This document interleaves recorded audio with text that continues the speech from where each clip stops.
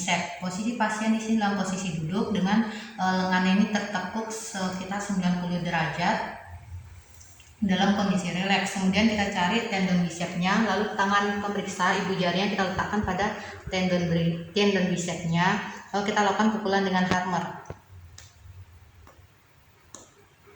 Ini normal ketika terjadi kontraksi gerakan refleks pada tendon bicep atau pada lengan bawahnya. Refleks tricep, posisi pasien sama posisi duduk, kemudian posisi tangan atau lengan ini dalam posisi menggantung seperti ini, lalu kita cari tendon tricepnya. Setelah itu kita lakukan pukulan dengan hammer pada tendon tricepnya.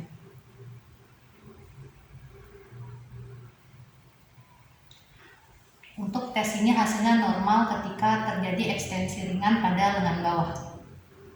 Ada tes refleks brachioradialis, posisi pasien masih dalam posisi duduk, kemudian tangan dalam posisi semi pronasi seperti ini, lalu kita lakukan pukulan dengan hammer pada tendon brachioradialisnya. Hasilnya normal ketika ada kontraksi atau respon refleks berupa fleksi ringan pada pergelangan tangan. Keempat, ada tes refleks Achilles. Ini posisi pasien dalam posisi tengkurap dengan kakinya menggantung pada ujung kasur. Kemudian kita cari tendon Achillesnya, lalu kita lakukan pukulan pada tendon Achilles dengan hammer.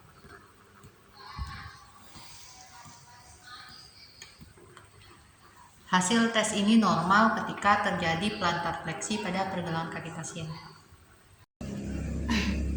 Tes yang terakhir, yang kelima, itu ada tes refleks pada patella. Jadi posisi kaki pasien ini dalam posisi kaki menggantung, kemudian kita cari tendon patellanya, lalu kita lakukan pukulan dengan hammer pada tendon patellanya.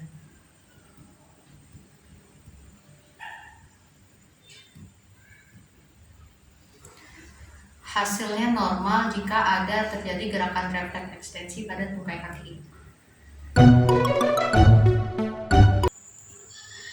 Selanjutnya ada pemeriksaan refleks Hoffman. Jadi di sini posisi pasien dalam posisi duduk, kemudian kita pegang pergelangan tangan pasien, posisi pergelangan tangan pasien dalam posisi pronasi, kemudian kita gunakan ibu jari dan telunjuk kita untuk menjentikkan jari ketiga pasien secara cepat.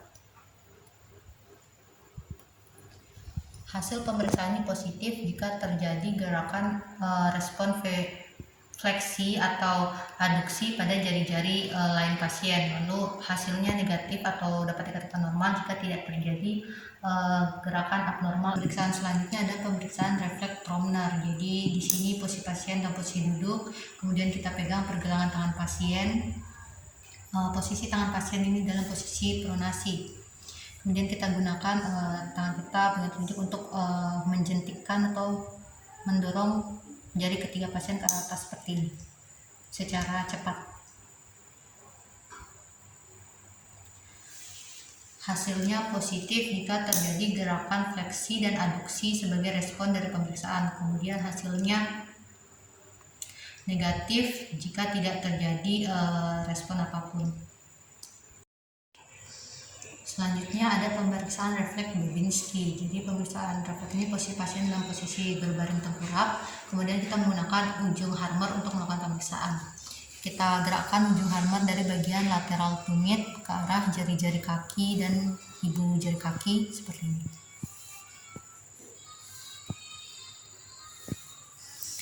Hasil ini positif jika terjadi gerakan dorsofleksi dan abduksi pada jari-jari kaki dan ibu jari kaki pasien, sedangkan hasilnya negatif atau normal jika terjadi gerakan menekuk ke bawah atau fleksi pada jari-jari kaki dan ibu jari kaki pasien.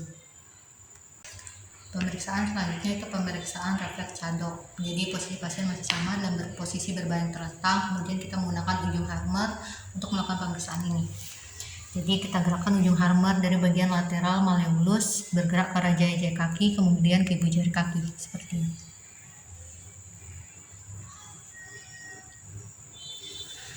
Hasil tes ini positif jika terjadi respon dorsifleksi atau abduksi pada ibu jari dan jari kaki pasien, dan hasil tes ini negatif atau normal jika tidak terjadi respon abnormal pada jari kaki dan juga ibu jari kaki pasien.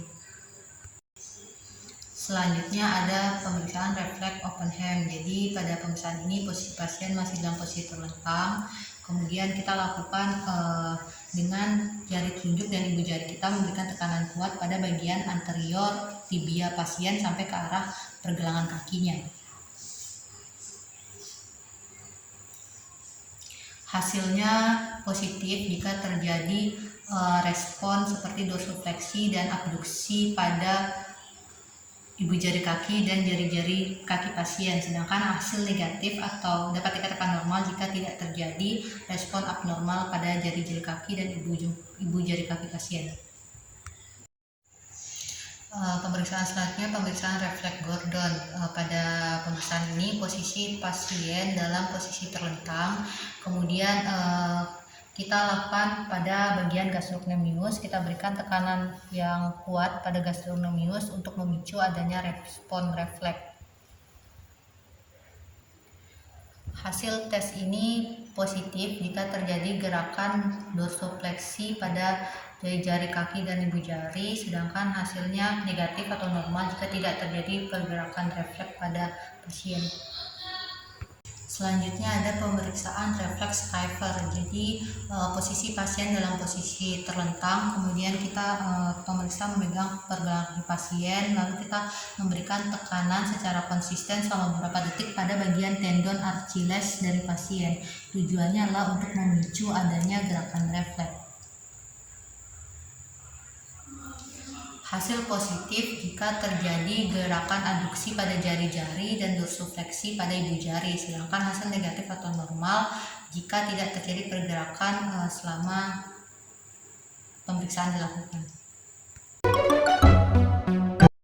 Oke, baik, selanjutnya teknik Brunstrom. Jadi teknik Brunstrom yang pertama itu ada supine to settling. Posisi pasien dalam posisi berbaring terlentang, kemudian kita arahkan tangan pasien seperti ini, memegang di satu tangannya seperti ini, lalu kita tekuk salah satu kaki pasien seperti ini, kemudian kita letakkan kedua tangan kita, satu di area panggul pasien, lalu satu di bawah dari lutut belakang pasien. Kemudian kita tarik badan pasien ke arah samping seperti ini. Teknik Brunstrom yang kedua itu ada trunk bending forward dan juga oblique forward.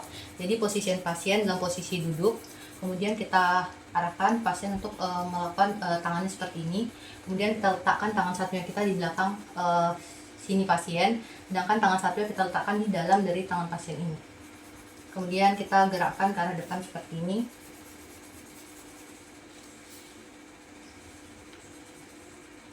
Lalu sekarang kita lakukan dengan dua tangan berada di dalam tangan pasien, lalu kita arahkan ke arah depan.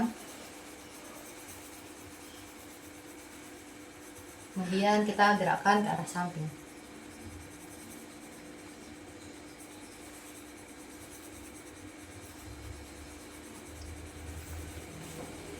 Selanjutnya teknik Brunstrom yang ketiga itu ada trunk rotation. Posisi tangan pasien dilipat seperti ini. Kemudian kita letakkan tangan kita di bawah sini, lalu kita arahkan ke rotasi seperti ini.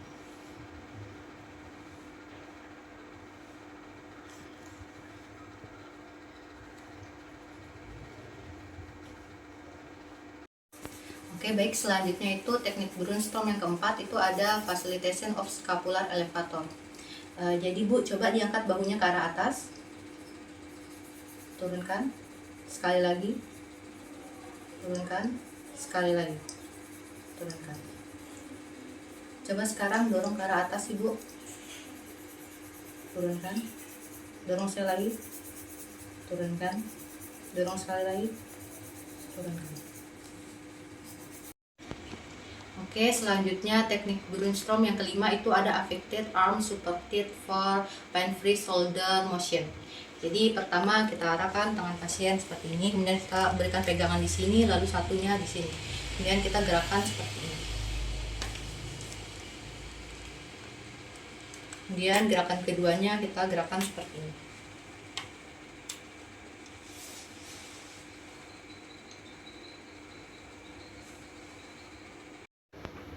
Teknik Brunstrom yang keenam itu ada activation of supraspinatus.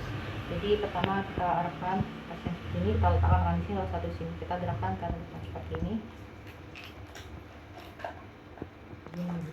Kemudian yang kedua kita minta pasien untuk menggerakkannya secara sendiri.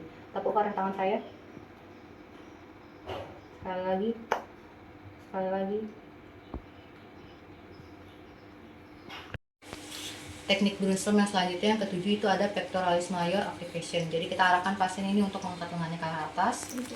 Kemudian kita berikan dorongan ke arah dalam, sedangkan pasien melawannya. Coba dorong tangannya ke arah luar, lawan saya.